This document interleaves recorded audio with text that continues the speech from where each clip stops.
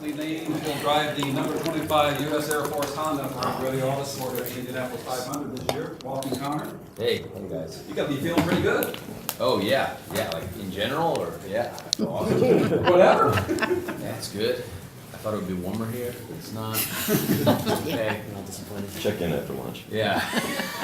I haven't seen the sun in like 2 months, so that's all right though. It's fine. Talk about the deal coming together a little bit and just how excited you are for it. Yeah, so I mean, we sort of started looking around at what was possible with the Air Force in like August of last year, I guess. The marketing agency that runs the Air Force's program came to Mid-Ohio. We were there kind of talking through things, seeing what would happen. Obviously I wanted to be a full season driver, but we got to figure out what is the next best option, and that's probably to do the Indy 500 with the best team that we could do it with. So we ended up started working with all the Andretti folk, and they're really smart when it comes to structuring deals, and their business side I think is one of the strongest in the paddock. So it was good to be able to work with them, and I do a lot of this stuff by myself, which is really hard. But then when those guys get on board and they help out so much with very fancy proposals and stuff like this, it's like, all right, this is a really professional group of people. So it was nice to get it all tied up, and here we are. Going open up questions for Conor. Is a ride with the Thunderbirds part of this deal?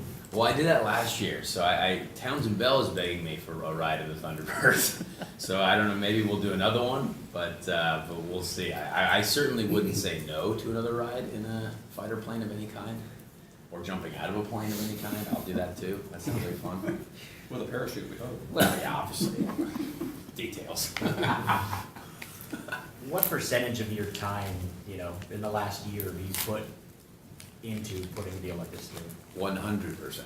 Yeah, I mean, as soon as we got out of the car in May, it was okay. How did this program go? And the Air Force was like, well, really well for us. And I was like, okay, great. Well, the race, not great. Like we were like, this is, the whole month was obviously quite a struggle, and they saw that, but like they got so much out of it that they were like, we need to do this again immediately. Like as soon as we finished the race, they're like, we need to do it again. And I said, okay, perfect. That's awesome. That's great. It was just a matter of, in racing, if you want to do better, you have to spend more. Like that's just science. And so there's a question of, all right, how do we justify that? And we found the answer to that, which is with Andretti, and it all made sense. And so yeah, all I did basically from then on, obviously the Harding ride came up, which was a surprise to me, but it was great to be able to do that. They were happy that I was in a car more, and then as soon as the season ended, we were sort of already pretty far down the line with Andretti, and it really sort of started finishing up in December and like right before Christmas. So to go into Christmas like with that feeling of, all right, at least I'll be semi-employed, it's nice. It was nice. Do you feel you've got a hand up on some of the other drivers you've been around Austin as a community and also on the track? What do you think your experience is going to bring to the table? Well, I'm not racing here. I'm only doing Indy, so I think, Austin's going to be awesome. I wish I was racing here. It's a great track. I think the race is going to be really good here, like really good here. So you're just here for the barbecue? Yeah, here for the barbecue, essentially, yeah, as usual. But you're going to assimilate yourself a lot in with the team throughout the course of the year to try and learn as much as possible. Yeah, so part of the deal, I wanted to make sure, something that I always struggle with is how am I going to get to the races? I usually tag along with people in their cars and ride and stay at people's hotels, but thankfully, Andretti was like, all right, we'll have you at every race and at least cover that. So that's really nice of them to do that. So I'll be at least a part of the team, throughout the year. But I have the freedom to, if something were to come up like a Harding situation like last year, they think they have to approve it, but I could drive a car, right? I could test a car, I could race a car and do anything like that. So that's kind of cool. They're always like, hey, we know you're a driver, you got to drive no matter what it is. So we'll see. It's a nice little setup. The other teams you drove for were all very good in their own way, but this is one of the big three. So Yeah. to be on one of the big three, how big a opportunity or thrill is this for you? Well, it's awesome. You've seen no matter who it is, anytime that Andretti shows up with more cars, they're good. right? Like it's you know, the Carlos Muñoz's, the, you know, Stephen Wilson last year, Fernando Alonso, you know, so many guys, Townsend Bell, obviously, my gosh, you nearly feel like you could have nearly won a bunch of races. So it was, it's certainly cool. Yes, we had, you know, we've been in very different situations before, but this is certainly, and I think we get to test in April, which is wild because I don't think I've tested in years. So that'll be really exciting. And yeah, I think I can thank Jay Fry for adjusting the rules a little bit last year, because I think he deleted my number after I texted him about not being able to test last year. So we'll see. How do you adapt mentally knowing you got the one race and there's so many variables that are out of your control? Yeah. How do you classify May as a success? What will be a successful May for you? It's hard, man. I mean, I've been a victim of really random situations at Indy before, and cars burning to the ground before the race even starts. So yeah, I mean, you can never know what could happen, and it's hard. It's hard to think about. But I mean, I think I turn it more into, I'm just excited to drive. Like, I'm just excited to take it day by day. And I mean, whatever happens, happens. As long as I'm doing whatever I can do, you know, to do the best job with the equipment, then I can be happy.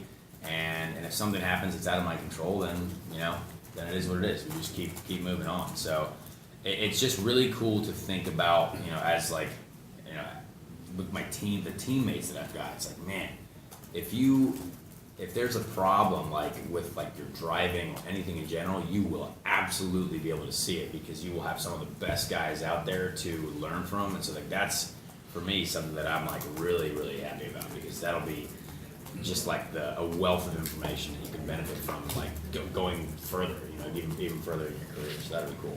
Mario and Michael too in the box. Yeah, I mean, those guys seem to be pretty smart too. Yeah. Yeah. But the friendship you've got with Alex, now he's your teammate, and I mean, that's gotta really be an interesting little aspect of this. Yeah, it is. Plus, you can help pay him back for Yeah, I mean, the nights you've stayed in his. Yeah, I mean, I've never worked with him, so Yeah. like, I mean, I know he's a good driver, but I've never seen one set of data of Alex Rossi. I've never seen anything like of what he actually does other than on TV. So it'll be cool to actually like see, all right, what makes Alexander Rossi, and I think there'll be a lot of good things to be seen there. When you guys were teenagers and racing against each other in the long We run. never raced against each other until Or- GP2. Yeah. But you Wow. were, when did you start to be friends with him? Probably like, well, he was doing Formula BMW and I was doing Skip Barber. And so it was always like, 15, 16? Yeah. But did you look at him then and go, damn, he's good? Not really. I mean, at that time, everyone's just like, well, we just want to beat each other, right? Yeah. I didn't know who. I knew everyone. It's like, all right, as long as you're winning, and I was winning, so it was like, all right, cool, like, just keep on moving. And then Alex went his way and I went the other, and we met up in Europe again. So he looked at you and said, damn, he's good. Probably not. I don't know. he wasn't paying attention. Conor, for some bizarre reason, you've been known as a bit of a road course and street course specialist, Yeah. and yet you keep getting rides for the Indy 500. And you know, people seem to ignore the fact that you had a great racing gateway for Foyt in 2017.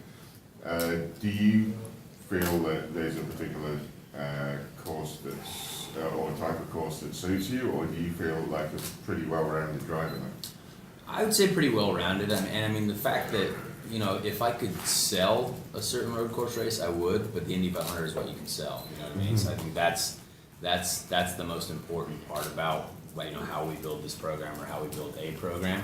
But yeah, I feel good now on ovals. I mean, I think it's weird to say that, because like I love road and street courses, but for sure there's a variable, like I really like the technical side of things, and if you can find something very small technically, it helps you so much on the oval that you can really take advantage of, like for 500 miles per se, right? And you can make your car better as you go. And on the road course, once you start, if you're not quite there, you're not going to really get there. But on an oval, it almost seems like if you start the race and you're just maybe a hair off, and you can sort of get there throughout the race and be consistent and figure out how the tires are degrading and stuff like that, it helps a lot in the long run. So I don't know, I like the technical side of the oval racing for sure. That side of things is where I'm most excited to be with Andretti, because like the pinnacle of technology is those guys. They've got all the development and the dampers, they've got all the wind tunnel time or whatever they need to do to make the cars fast at Indy, which is really cool. There are two ways of thought that some teams go in with their extra drivers for the month of May. Like Penske runs Elio on the Grand Prix because he wants to get his pit stops and his crew to work together. Other guys like Mike Shank say, no, we want to take that time to massage our Indy 500 car. Where do you fall on that? Well, I think that's why we're not doing the Grand Prix, because I think the amount of cars that they've got, they can't really risk putting another car out on track for the Grand Prix, and I think we need probably a hair more budget to be able to do that as well. But yeah, I mean, the focus around the Indy 500 car is so massive, and we saw it last year because all the road course cars that ran on Saturday were really slow come qualifying day and just pure speed in general. Like both my car, Pippa's car, and basically anyone else who probably had a road course chassis on one day, because the new package seems to be really really affected by any small pieces of drag. So I think to have a fully oval prepped car is that's the dream, right, with Andretti. But Michael said there's more opportunity for you. After what tracks Indy, might that be? I don't know, your guess is. What tracks would you like it to be? Realistically, probably the ovals for Andretti. I mean, I don't know. I talked to Alex about that. I was like, man, Alex, if we could figure out another race, what races do you think we should do? And there's certainly some. I would love to do Gateway, right? Gateway was one that was I really want back. I really want to win that race. But I love Road America. Anything Texas would be fun. I like Texas a lot. So I don't know. It's just. I would do anything, but there logistically, there are certain races that work for an Andretti fifth car that others don't, because if they pull people from their ARX program or their lights program or whatever to help run the car, some of them work logistically better than others. Have the pieces to your program started to come together, or at least know who you can be working with yet all May? We have to get through this test, and Okay. then the next week. Yeah. So I don't know exactly who's going to be the engineer yet. So yeah, Rob Edwards told me let's get through these next 2 weeks, and then we'll figure everything out. So. Is this the first time you get to you talked about wanting to dive right into Andretti data and getting to know the processes? Is this week going to be the first time you get to do that? Okay. Yeah, I mean, I think, I know a lot. I know Alex's engineer, I know Ryan's engineer, I know Zach. I mean, I know a lot of these people on this team, right? And I think to maybe go under that hood of the team 10 area is that'll be the first time I can do that. So I've always been an outsider looking in, but now I think to be able to see how they work is going to be really cool. Alex and Jeremy, we all spent the Austin F1 race weekend here together. So I know Jeremy really well. They work really well together. So it'd be cool to see how they really work together. You know Alex and Marco both pretty well. Do you know? I mean, when you go in there, are you going to expect them to be working totally differently, or are they very much the same, or how do you anticipate that working? I don't know. I'm curious. It will, you get to see him at another level, right? I only really talk, I actually don't talk racing details a lot, certainly with Marco at all. And Alex only sometimes. Alex helps out a little bit, because he's, if we're struggling in the Harding cars, he was trying to help a little bit, and they'd be like, hey, you have to run the wing pieces at Pocono, I swear, we don't have them, but he FaceTimed me before the race, he's I promise you need them. I'm we don't have them. We'll get them, okay, if we have a yellow, we'll put them on. So it was, so they try and help, but now to actually have all their data so I can actually ask real questions. It's not hey, what did you think about running less downforce? And they can't really tell me because I'm not on the same team, you know what I mean? But now I can actually get in-depth feedback about what they actually feel, which is cool. Every driver puts a big circle around the month of May at the start. But what is your entire program for the season? Yeah. Is it a different kind of pressure? It is, yeah. Yeah, all I think about is man, I so hope this goes well, right? Because it's such a cool opportunity. It's such a, it's a once in a lifetime opportunity. You know what I mean? But you just can't let that get to you. I'm a super laid back guy, and I just, I love the fact that this is happening, and it's something that I'm just going to try and enjoy, and it's going to go how it's going to go. Right? It's going to go as long as I put in everything that I possibly can to make it the best opportunity possible, then I can come away with it feeling pretty happy.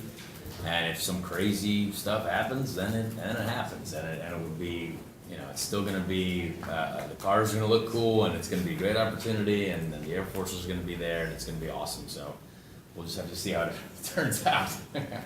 Last question from you, I'll let him go. Yeah, I just want to ask, I mean, this guy who's out there selling himself, you know, like you said, 365 days a year, there's been a lot of talk about the positive momentum of IndyCar with NBC and Speedway and Cambridge and all that stuff. Have you, I mean, you're kind of the boots on the ground with this thing. Has that actually made it your life easier in terms of saying, hey, NBC's got, I know you only sold, you know, you're doing the 500, but Yeah. the 8 races on network TV and NBC's really pushing the 500. You know, I actually have heard from more people than not lately that it's like, oh yeah, there's a lot of cool stuff happening for IndyCar, isn't there? So I think there is a lot of good momentum. I don't know if it's necessarily translating immediately to like being able to sell. I think there's a lot of people who are obviously waiting to see how the first year goes for the whole NBC thing, but I think it's going to be great. Honestly. It's going to be great. More races on network TV is always awesome.